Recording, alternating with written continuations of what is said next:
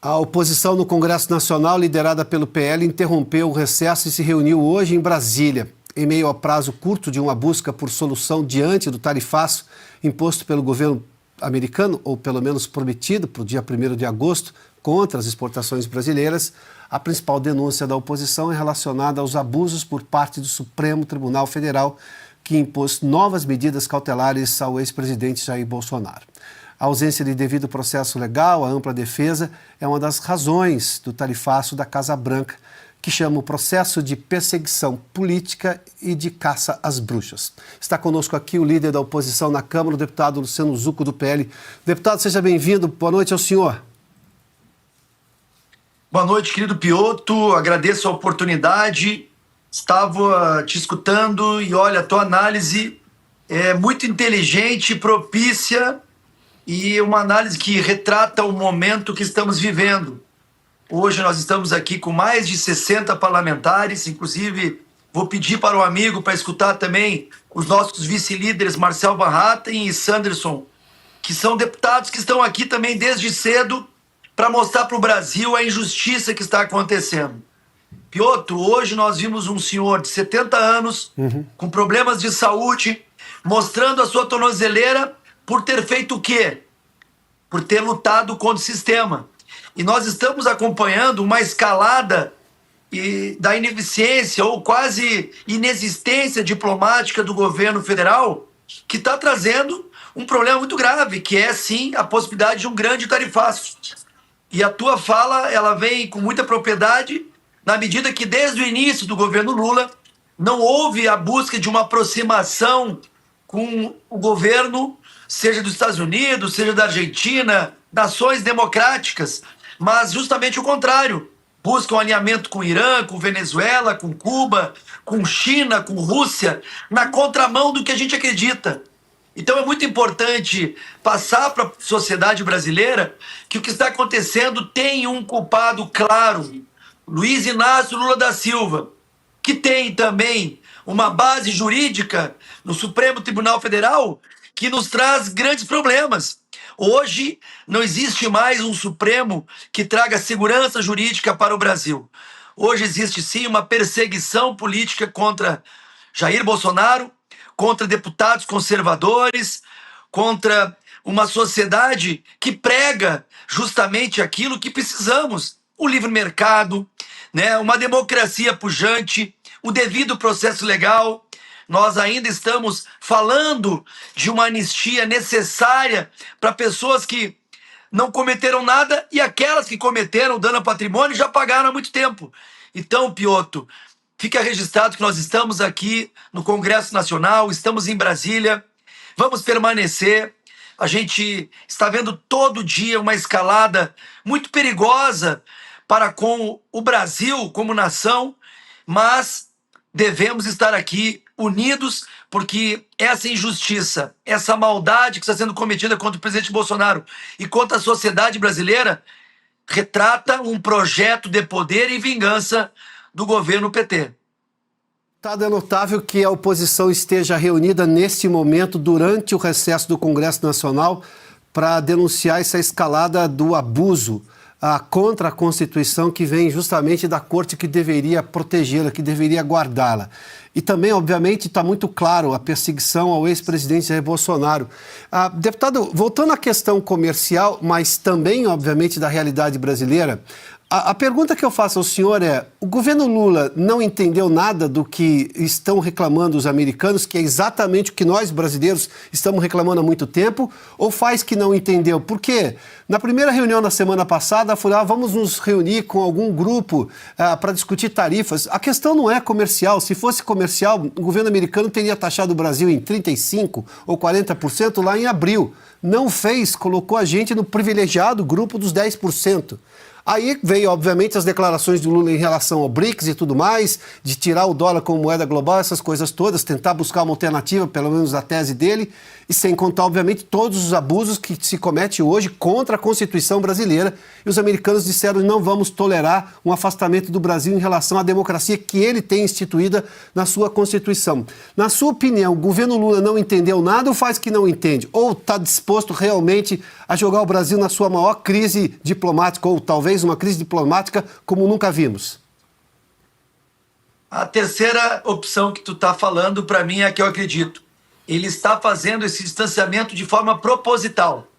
Ele não busca, em nenhum momento, um diálogo estratégico, utilizando o seu ineficiente Ministério das Relações Exteriores ou aquele que deveria realmente estar nos bastidores, como Celso Amorim, que também está vibrando com esta ruptura.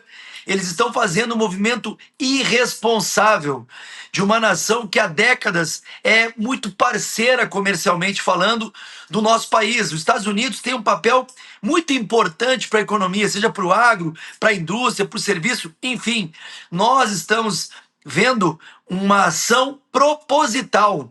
Luiz Inácio Lula da Silva está sendo irresponsável para com os brasileiros.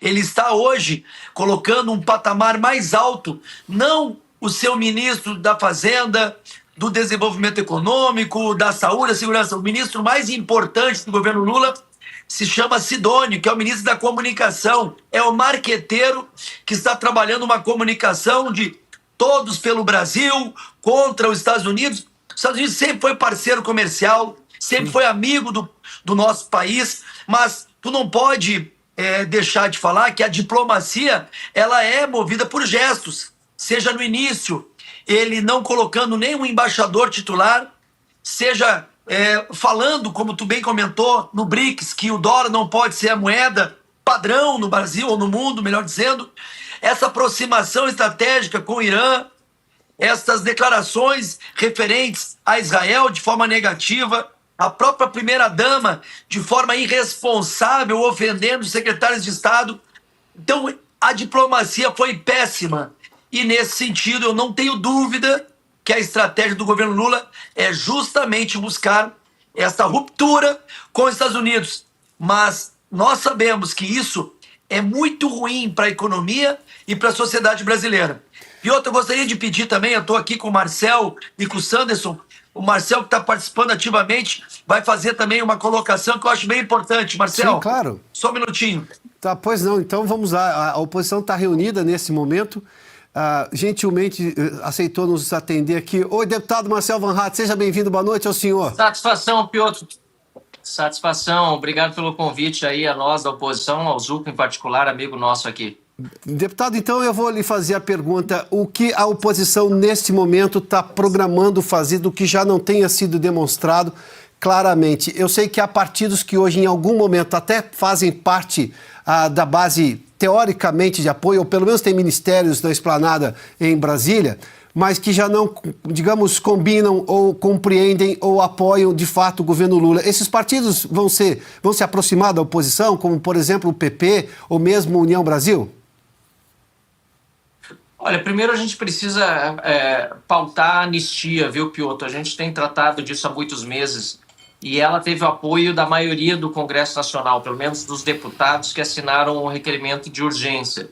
Isso significa que a maioria dos partidos, ou melhor, dos membros desses partidos do centro, assinaram o requerimento de urgência.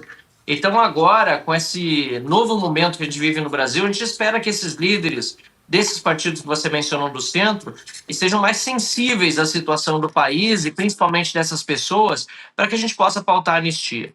Além disso, 2 projetos de emenda à Constituição, ou melhor, 2 propostas de emenda à Constituição foram citadas hoje aqui na coletiva. Né? A primeira proposta, aquela que limita a capacidade de ministros tomarem decisões monocráticas, e a segunda proposta, a que acaba com o fim do foro privilegiado. São 2 temas que precisam ser pautados aqui no Congresso Nacional, porque acabam tirando o poder do STF, que acaba fazendo com que eles intervenham no nosso processo legislativo, seja por meio de decisões monocráticas que passam por cima da maioria parlamentar, como aconteceu no caso do IOF, 383 deputados, e depois uma votação simbólica no Senado, foram simplesmente jogados no lixo pelo voto monocrático de um único ministro, Alexandre de Moraes. E o tema do foro privilegiado é fundamental para que não haja essa relação que muitas vezes é de chantagem de um poder sobre o outro, porque acaba julgando processos criminais de deputados e senadores. Então esses foram os temas decididos hoje na reunião, que vão ser os prioritários, e da parte dos senadores o impeachment de Alexandre de Moraes, mas aí é melhor realmente conversar com o Senado da República a respeito disso. O senhor vê chance clara disso avançar diante desse avanço do totalitarismo que a gente está vendo hoje no país e perseguição clara, que agora não esconde mais ninguém? Eu digo que os americanos não precisam de um satélite espião, isso é tudo feito à luz do dia aqui no Brasil, primeiramente afrontando a democracia dos brasileiros e a Constituição do país. A gente depende quanto de Hugo Mota para essas pautas andarem na Câmara dos Deputados? Sem dúvida nenhuma, a gente tem que ter uma relação boa com a presidência da Câmara, independentemente de quem esteja sentado naquela cadeira. Afinal de contas, o poder de pauta está na mão do presidente da Câmara. Agora, isso não significa que nós tenhamos de ser subservientes ou concordar com todas as suas decisões. Pelo contrário, nós precisamos principalmente da força popular para poder reverter muitas tendências aqui na Câmara dos Deputados. Nós temos muitos parlamentares, principalmente do centro, que são altamente suscetíveis, em ano pré-eleitoral, a seguir a opinião da maioria da população. E é por isso que os movimentos de rua espontâneos que começaram ontem em várias cidades, inclusive na nossa Porto Alegre, São Paulo, Brasília, Belo Horizonte, Rio de Janeiro, e eu vou cansar se eu citar todos os municípios, porque eu recebi vídeos de vários lugares do Brasil. Esse movimento espontâneo precisa se consolidar para que no dia 3 de agosto, na véspera do retorno dos trabalhos, nós tenhamos uma grande massa popular nas ruas exigindo que esses projetos sejam pautados e que Hugo Mota na Câmara dos Deputados e Davi Alcolumbre no Senado da República sigam aquela que é a vontade do povo brasileiro. Marcel, muitíssimo obrigado pela gentileza de se juntar também a nós aqui. Preciso agradecer ao Zuco também. Muito obrigado mais uma vez, viu? Eu agradeço. O deputado Sanderson está aqui também. Se quiser uma palavrinha dele ainda, nosso vice-líder. Claro, por gentileza. Eu passo ele aqui agora e agradeço demais. Nós já estamos, além da questão do recesso do trabalho aqui em Brasília, conversando sobre as articulações no Rio Grande do Sul para eleição. Zuco, pré-candidato ao governo, Sanderson ao Senado e eu também. Então a gente já estava aqui conversando sobre isso também, que é importante. 2026, Piotr, vão ser as eleições mais importantes das nossas vidas. Seguramente. Vamos trazer o deputado Sanderson. Então, obrigado, Marcel, pela gentileza de nos atender aqui também. O Zuco, que falou conosco anteriormente, que é líder da oposição. Ô, deputado Sanderson, seja bem-vindo. Boa noite ao senhor. Bom, que prazer poder conversar contigo hoje. Uma entrevista tríplice aqui. A oposição está trabalhando no meio do recesso. Para nós é um privilégio recebê-los aqui. Não, eu estava dizendo, o Zuco sempre muito responsável com o coletivo. E nós estávamos em reunião, que ele falou, eu tenho uma entrevista agora com o Piotr, mas é importante que também vocês conversem e deem uma palavra. Nós vivemos um momento muito ruim, Piotr. Um momento trágico. Sim. No aspecto da política. Mas o bom de tudo isso é que tem remédio. Nós temos uma saída para tudo isso. Passa pelo Congresso, mas o remédio está lá nas ruas, nas praças, com a sua excelência, o povo brasileiro. Se a população, que está até, de certo modo, adormecida, mas indignada, nós temos caminhado pelo Rio Grande do Sul, em outros estados também. Muitos estão quietos, mas todos estão indignados. Não aceitam esse regime ditatorial de esquerda comunista que foi implantado no Brasil. Isso não é por acaso. Conversava agora aqui antes com o Zuco e com o Marcel Van Hatten, mas o Zuco, né, falando sobre o avanço do comunismo no mundo. Sim. E o Brasil não é diferente. O Brasil, aliás, sempre foi menina dos olhos do regime comunista. Se me permitir, em 1917, com a Revolução Russa, eles se organizaram, mas qual foi o primeiro país que eles saíram para buscar mundo afora? O Brasil, 1935, com a intentona comunista. Eles só foram para a China em 1949. E aqui em 1935 não deu certo porque as forças republicanas, na época, não permitiram que o comunismo tomasse conta. Agora, em 49, tomaram conta da China. Como também em 59 tomaram conta de Cuba. Em 64 eles foram para onde? Mais uma vez, para o Brasil. Porque o Brasil sempre foi e sempre será o objeto de desejo do mundo comunista. Porque os Estados Unidos eles nunca vão tomar. Mas o Brasil, com essa fragilidade toda, se já não tomaram agora, definitivo, nós temos que ter até um cuidado, né? Tomara a Deus, oxalá a gente tenha a força da população para salvar o povo brasileiro do comunismo. Mas, olha, eu tenho minhas dúvidas, porque eles se cercaram, né? Congresso, a maior parte covarde, omisso, muitos foram cooptados, aceitaram a cooptação e a corrupção, o Poder Judiciário, todo ele corrompido, notadamente os tribunais superiores, a imprensa brasileira tradicional, toda ela corrompida. Então, para nós sairmos desse cheque agora, só mesmo com muita força popular. Deputado, rapidamente, eu sei que os senhores estão em reunião aí, mas rapidamente, num minuto, por gentileza, as suas considerações. O senhor vê hoje esse movimento cada vez mais crescente? O Marcel citou o que vimos de forma espontânea agora no último domingo, o movimento dos brasileiros dizendo chega, não dá mais para continuar com esse negócio, e isso sensibilizar esses outros deputados e senadores em Brasília. Eu sei que talvez seja difícil mexer na cabeça do Alcolumbre e do Hugo Motta, mas enfim, pressão popular sempre surte efeito. O senhor acha que esse movimento tende a crescer mesmo? Tende a crescer, sim. E já não é de hoje. Lembra? Há 15 dias nós tivemos...